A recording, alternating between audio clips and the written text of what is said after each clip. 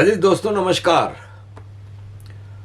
अजीज दोस्तों, जिस तरह उस्मान ख्वाजा ऑस्ट्रेलिया से सब फायदे हासिल किए, ऑस्ट्रेलिया में हर वो चीज़ मिली इसको जो पाकिस्तान से नहीं मिल सकती थी, और फिर रिटायरमेंट की प्रेस कॉन्फ्रेंस में ऑस्ट्रेलिया रेसिस्ट है और प्राउड टू बी पाकिस्तानी। ऐसे ही ऑस्ट्रेलिया की सेनेटर पाकिस्तान ओरिजिन की मैरिन फारूकी कहती हैं, I am proud of where I came from and the country I grew up in. I am very proud of my Pakistani heritage. तो जख मारने आई हो इधर, जाओ ना उधर। और फलस्तीन का वो पहना हुआ है, और जब बुंडाई बीच पे जब मुसलमानों ने हमला किया तो इन सब की बोलती बंद थी। ऐसे घटिया लोगों से। और उसी ऑस्ट्रेलिया में अभी ये BBL खेलने गया हुआ है रिजवान, तो परफॉर्मेंस इसकी ये रही है कि 4 मैच खेले हैं BBL में। 4 मैच में 58 बॉल पे 58 रन किए टोटल, लेकिन मस्जिद में खुतबे देने जाता है रोज। ऑस्ट्रेलिया वालों को भी पता नहीं क्या मसला है कि ऐसे लोगों को बुलाते हैं जिनमें ना क्वालिटी है ना कुछ है, सिर्फ तबलीग करनी होती है। अजीज दोस्तों, अमेरिका के प्रेसिडेंट ट्रंप ने अभी एक लिस्ट इशू की है कि हम अमेरिका में रहने वाली कौन कौन सी नेशनलिटियों को या उन ओरिजिन के लोगों को गवर्नमेंट की मदद मिलती है, यानी बेनिफिट, सोशल सिक्योरिटी। 81% भूटान के लोग गवर्नमेंट असिस्टेंट पे हैं, यमन के 73%, लंबी लिस्ट है। अफगानिस्तान 68%, इसमें बांग्लादेश 54%, पाकिस्तान 40%। इस लिस्ट में इंडिया नहीं है जो डोनाल्ड ट्रंप ने ट्वीट की है। इसका मतलब इंडियन वहां पे टैक्स पेयर हैं, कमा के दे रहे हैं। और ये जितने हैं बांग्लादेश, पाकिस्तान, मैं इनको क्या दिल कर रहा है गालियां देने का, भाई साहब सॉरी, लेकिन क्या करें। अजीज दोस्तों, पाकिस्तान में एक डर्टी हैरी है। आपको याद होगा इमरान खान और फिर आदिल राजा वगैरह जो PTI वाले एक डर्टी हैरी के नाम से एक जनरल को कहते थे। वो फैसल नसीर, जिसका नाम डर्टी हैरी पड़ा है, जिसने इमरान खान के खिलाफ सारे कारनामे अंजाम दिए, सारी चीज़ें की, उसका वो इस वक्त आसिम मुनीर का सबसे ज़्यादा करीबी है और सबसे ज़्यादा आसिम मुनीर इस पे भरोसा करता है। और लग ये रहा है कि आसिम मलिक जो कि इस वक्त DG ISI है, उसकी जगह पे इसको लाया जाएगा। Faisal Naseer, Dirty Harry. अजीज दोस्तों, पिछले दिनों लास्ट वीक अफगानिस्तान की फोर्सेस ने एक ड्रोन, बहुत बड़ा ड्रोन मार गिराया अफगानिस्तान में। वो ड्रोन अमेरिका का MQ-9 रीपर ड्रोन था और वो सर्वेलेंस के लिए अफगानिस्तान में आया था। उड़ा था शमसी एयरबेस पाकिस्तान से। तो जब अफगान कहते हैं ना कि पाकिस्तान, अफगानिस्तान में पाकिस्तान से ही सारी इंटरफेरेंस हो रही है, तो चाहे अमेरिकन ड्रोन हो, चाहे टेररिस्ट हो पाकिस्तान के, आते पाकिस्तान से ही हैं। अफगानिस्तान के हवाले से बात करूंगा कि लास्ट वीक फॉरेन सेक्रेटरीज की मीटिंग हुई, जिसमें China, Afghanistan, Iran, Russia, Uzbekistan, Tajikistan, Turkmenistan, Kyrgyzstan, Kazakhstan और आर्मेनिया के फॉरेन सेक्रेटरीज काबुल में मीटिंग की। इसमें पाकिस्तान कहीं नहीं था।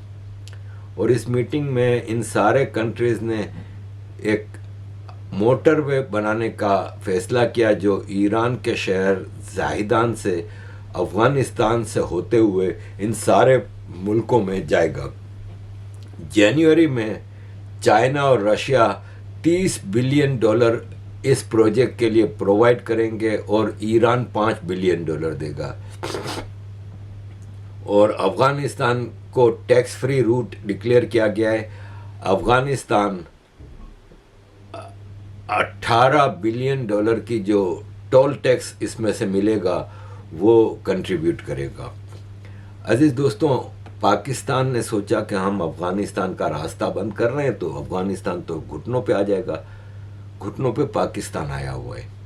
सिचुएशन ये है कि अफगानिस्तान से पाकिस्तान के ताल्लुक ख़राब होने में ये नतीजा निकला है कि साउथ एशियन टेररिज्म पोर्टल के मुताबिक 2025 पाकिस्तान का भयानक साल था, जिसमें 3,967 लोग मारे गए टेररिज्म में। ये ब्लूमबर्ग की रिपोर्ट है।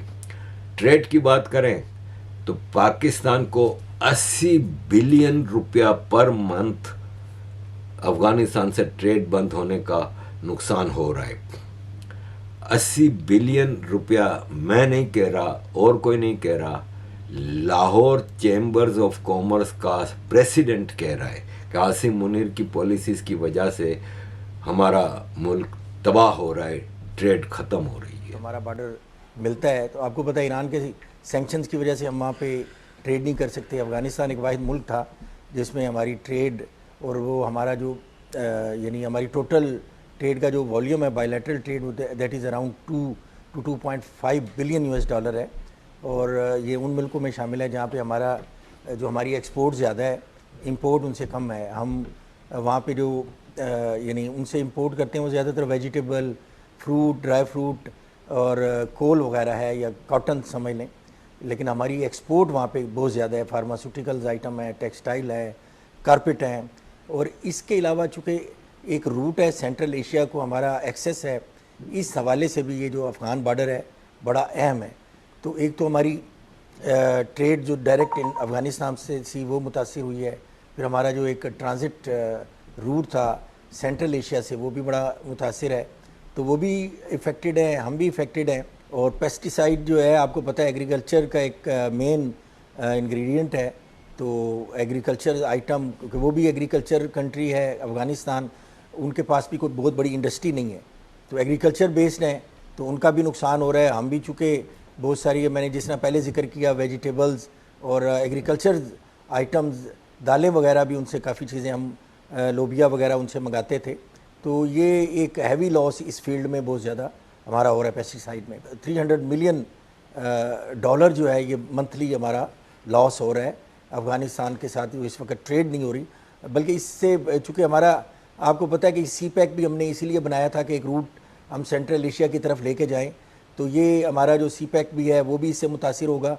तो ये जो चीज़ें कलेक्टिवली अगर देखा जाए तो दोनों मुल्कों का बड़ा हैवी लॉस हो रहा है। मैं ताइवान और चाइना की आपको मिसाल देता हूँ, उनकी लड़ाई है और वो उनकी डायरेक्ट फ़्लाइट भी हैं और उनकी बहुत अपनी उनकी आपस में बहुत बड़ी बायलैटरल ट्रेड है, बल्कि बहुत ज़्यादा इन्वेस्टर जो ताइवानी हैं उन्होंने चाइना में।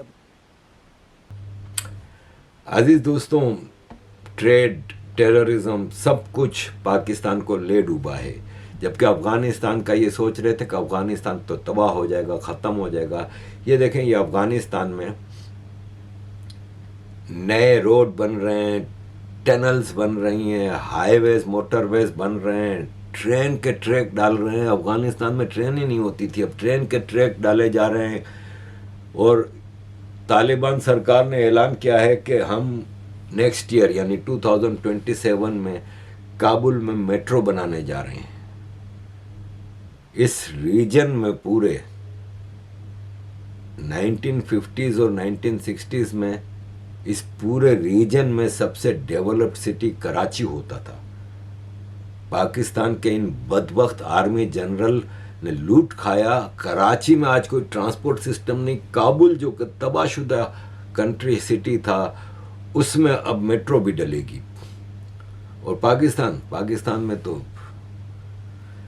और ये याद रखें कि पंजाब क्योंकि मुल्क का सबसे बड़ा सूबा है और पंजाबियों की ये आदत है कि ये तमाशबीन तो बड़े अच्छे होते हैं, ये तालियां भी बहुत अच्छी बजाते हैं, ये तकरीरें भी बहुत सुनते हैं, इन्हें मौला जट भी बहुत पसंद आता है, लेकिन जब इन्हें अपने घर छोड़ने पड़े और एक लंबे अरसे के लिए किसी जगह पे मुकीम होना पड़े या किसी काज के लिए लड़ना पड़े, तो हमारा जो डीएनए है पंजाबियों का वो इतना स्ट्रांग नहीं है इस मामले में, तो हम बस आगे थोड़ा सा भेज के लोगों को फिर वापस आ जाते होते हैं। मैं अक्सर लोगों को ये मिसाल देता हूं कि पंजाब की ये हिस्ट्री है कि जो भी शख्स या जो भी वॉरियर सेंट्रल एशिया से वो इस रीजन में दाखिल हुआ और उसने जूं ही दरिया सिंध पार किया, तो हमने हमेशा उसका स्वागत किया, उसको हार पहनाए और फिर उसे साथ लेके पानीपत में हमने उसे छोड़ के और उसे कहा कि ले जी जंग तो आपने यहां करनी है, और फिर वहां से वापस आ गए। और इस दौरान अगर जो वॉरियर है उसने पानीपत की जंग जीत ली, तो हमने कहा जी देखें हम तो आपके मेजबान थे, हमने आपको स्वागत किया था आपका, हमने आपको बुलाया था और हमने आपको पानीपत तक पहुंचाया था, तो हम तो आपके साथ हैं। और अगर खुदा न खासा वो जंग हार गया, तो जब वो वापस जा रहा होता तो हम उसे लूट लेते थे। ये पंजाब की हिस्ट्री है। और एक बार ऐसे हुआ कि ये जो कोर्स ऑफ हिस्ट्री है चेंज हो गया कि पहाड़ों से उतरने के बजाय गोरा जो था अंग्रेज ब्रिटिशर, वो दिल्ली की तरफ से पंजाब की तरफ आ गया। तो एक बार यह भी हुआ कि पानीपत से फौजें जो है वो पहाड़ों की तरफ आ गई। तो हमारे लिए ये बड़ी हैरानकुन बात थी कि उस तरफ से भी कोई आ सकता है। तो जब वो आए तो हम सोचते रहे बड़ी देर तक कि अब हम इसका क्या करें। तो फिर हमने क्या किया, हमने ब्रिटिशर को लिया और ले जाके हमने उसको अफगानिस्तान के अंदर छोड़ के आए काबुल में कि हुजूर लड़ना आपने यहां पे। तो ये पंजाब की एक हिस्ट्री है कि हम लड़ने लुड़ने वाले लोग नहीं है सर। तो हम ये करते हैं कि जो आ जाए उसको हलाशरी दे के आगे भिजवा के फिर। ये आपने देखा ना, ये पंजाबियों की तारीफ कर रहा था जावेद चौधरी। ये हैं पंजाबी, इनको मतलब अपनी ब्रिटिश ने मिलिट्री बना के, अमेरिका ने इनको वो पावर दे दी कि ये पाकिस्तान को लूट के खा गए। साले बुजदिल बेगैरत किस्म की ये कौम है। मुसलमान पाकिस्तानी पंजाबियों की बात कर रहा हूं। ये जो आप देख रहे हैं ना, ये इत्तेहादुल मुजाहिदीन पाकिस्तान नामी ग्रुप ने एक ट्रक को रोका और उसमें पता चला कि पाकिस्तान आर्मी को राशन सप्लाई हो रहा था मीर अली एरिया में, नॉर्थ वजीरिस्तान में। इन्होंने ट्रक को पकड़ के आग लगा दी। हर तरफ से पाकिस्तान इस वक्त मार खा रहा है। अजीज दोस्तों, मैं आपको एक छोटी सी कहानी सुनाना चाहूँगा। एक मुसलमान लड़की थी, वो एक और मुसलमान लड़के के साथ उसकी दोस्ती थी और इनका ये रिलेशनशिप में थे। उस लड़के ने इस लड़की की नंगी वीडियोस और फोटोज़ बनाई और फिर वो उस लड़की के भाई का दोस्त था, तो उसने उस लड़के को उसकी बहन की वीडियोस और फोटोज़ दिखाई। तो वो लड़का बेगैरत, पाकिस्तान में ऐसा ही होते हैं सारे, बजाय इसके कि वो गुस्सा करता अपनी बहन पे या उस पे, वो आया अपनी बहन पे के पास और उसको कहा कि मेरे पास देखो ये तुम्हारी फोटो और वीडियो हैं, अब तुम मेरे साथ सेक्स करो। अपनी सगी बहन को कहता है और उसको ब्लैकमेल करके अपनी बहन के साथ सेक्स करता रहा और फिर वो लड़की प्रेग्नेंट हुई। तो उस लड़की के बच्चे का ये बाप भी बना और मामू भी बना। लड़की ने अपने माँ बाप को नहीं बताया ये बात और नतीजा आपके सामने है। मेरे पेट में जो बच्चा है मेरे भाई का है। हुआ कैसे हुआ, ये अब मैं इनसे जुबानी सुनूंगा कि क्यों इसने ये हरकत की। शायद इसमें इसकी गलती है या इसकी माँ की गलती है या इसके घर वालों की गलती है। जो भी मामलात हैं आप लोगों ने गौर से सुने और मैंने इनसे भी पूछना है। आप मुझे ये बताएं, जो जैसे आप कह रही है कि मेरे पेट में जो बच्चा है ये मेरे भाई का है, आप कैसे कह सकती हो? मैं पक्का कह सकती हूँ क्योंकि मेरा भाई सब कुछ जानता था। इससे पहले उसके दोस्त के साथ मेरा रिलेशन था, उसके पास सारी मेरी गंदी वीडियोस थी, पिक्चर्स थी, उसी वजह से उसने मुझे मजबूर कर दिया। अच्छा, मतलब आपका जो भाई का दोस्त था उसके साथ आपका मतलब अफेयर चल रहा था या आपका रिलेशन था, तो आपके दोस्त ने वो वीडियो उनको दी या आपके भाई ने आपकी कोई वीडियो बनाई है तो उसी से आपको फिर ब्लैकमेल करता रहा? उसी के दोस्त ने उसे वीडियो दी, दोनों आपस में मिले हुए थे। अच्छा, दोनों आपस में मिले हुए थे जी। अच्छा, तो फिर आपके भाई ने आपको ब्लैकमेल करना शुरू किया? हाँ, अम्मी अब्बू के डर से मैं डर गई थी और उसकी बातों में आ गई। अच्छा, जब वो आपको वीडियो दिखा रहा था आपका भाई, तो आपको क्या कह रहा था कि मैं क्या करना चाहता हूँ इसके साथ? मैं हम बताते हुए भी शर्म आ रही है कि मतलब तुमसे रिलेशन रखना चाहता हूँ इस तरह का। अच्छा, तो फिर आप उसकी बात मान गई मजबूरी से? जी। अच्छा, तो आप अपनी अम्मी अब्बू जो कैमरे के पीछे खड़े हैं, इतने 3-4 भाई हैं आपके, और इनको क्यों नहीं बताया, इसको क्यों नहीं बताया, बहन को क्यों नहीं बताया आपने? मैं डर गई थी कि घर वाले मार ना दे मुझे इस बातों से, लेकिन फिर मैंने हौसला करके अपनी अम्मी को बताया सब कुछ कि ये सब जो इसने किया इसकी वजह से मुझे हमल ठहर गया। मतलब आपका मतलब प्रेग्नेंट हुई तो आपने फिर इसको बताया? जी, मुझे फिर बताना पड़ा उन्हें। तो ये बेगैरतों की कौम है, बेगैरतों का कोई हाल नहीं है। एक और ऐसा ही वाकया हुआ है, एक लड़की ने अपने गांव के एक पुलिस एहलकार पे इल्ज़ाम लगाया कि इसने मुझे प्रेग्नेंट किया है। थाना गंडा सिंह कसूर पुलिस ने एफआईआर दर्ज की और उसे गुनाहगार करार दे के उस पुलिस वाले को, रफ़ीक नाम था उसको नौकरी से निकाल दिया। लड़की ने एक बच्चे को चिल्ड्रन हॉस्पिटल लाहौर में जन्म दिया, बच्चा मर गया। पुलिस ने बच्चे की बॉडी का डीएनए टेस्ट किया तो पता चला कि वो जो रफ़ीक पुलिस वाला था उससे इसका मैच नहीं हुआ। तो फिर एडिशनल सेशन जज कसूर ने उस रफ़ीक को बरी कर दिया कि तुम्हारा गलत वो हुआ है। इसी दौरान लड़की ने आत्महत्या की कोशिश की। वो जिन्ना हॉस्पिटल में इलाज में थी। सरकारी वकील ने रिक्वेस्ट की कि और जो इस लड़की के इर्द गिर्द के लोग हैं उनका डीएनए टेस्ट किया जाए। तो एसएसपी इन्वेस्टिगेशन मोहम्मद जियाउल हक की लीडरशिप में 5 लोगों के सैंपल लिए गए और जब रिजल्ट आया तो लैब रिपोर्ट ने कहा कि डीएनए लड़की के सगे चाचा जाहिद से मैच कर गया। अजीज दोस्तों, मतलब आपको पाकिस्तान में हर किस्म की घटिया, मैंने हामिद मीर का एक प्रोग्राम कई साल पहले ट्वीट किया था और अपनी वीडियोस में भी बताया था, जिसमें इंटरव्यू ले रहे थे कई एनजीओ से। तो एक एनजीओ की लेडी ने कहा था कि 80% पाकिस्तान में जो लड़कियां रेप होती हैं ना, वो बाप, भाई, चाचा, मामा, करीब के रिश्तेदारों के हाथों रेप होती हैं। ये इस्लामिक पाकिस्तान है। एनीवे अजीज दोस्तों, thank you very much for all your support. Kindly keep supporting.